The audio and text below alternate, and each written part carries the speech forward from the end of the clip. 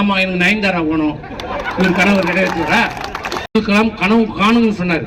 இவர் அதை விட ஒரு படி மேல போய் உங்க கனவை சொல்லுங்க, இவர் நிறைவேற்றுறோம். ஆமா எனக்கு நயன்தாரா வேணும்.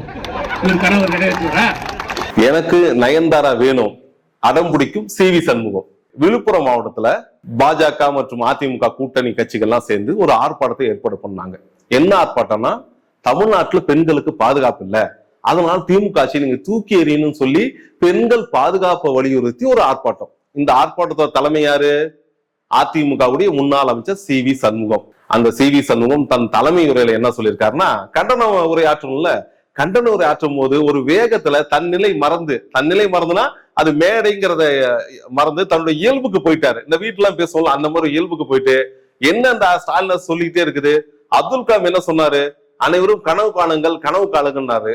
ஸ்டாலின் என்ன சொல்றாருன்னா, நீ கனவு கண்டா மட்டும் போதாது, அதை என்கிட்ட சொல்லணும், சொன்னா நாங்க நிறைவேற்றுவோங்கிறாங்க அப்படின்னு சொல்லிட்டு எனக்கு ஒரு கனவு இருக்குன்னு சி.வி. சண்முகம் சொல்றாரு. அந்த கனவு என்னன்னா, எனக்கு நயன்தாரா வேணும், இதுதான் என் கனவு, நயன்தாரா கூட்டிட்டு வந்துருவாங்களான்ட்டு மிக கொச்சையா பேசியிருக்காரு. இதுதான் ட்ரெண்டிங் மெட்டீரியல் அந்த மாதிரி போயிட்டு. ஏன்னா சி.வி. சண்முகம் ஏற்கனவே அறியப்பட்டவர் தான்.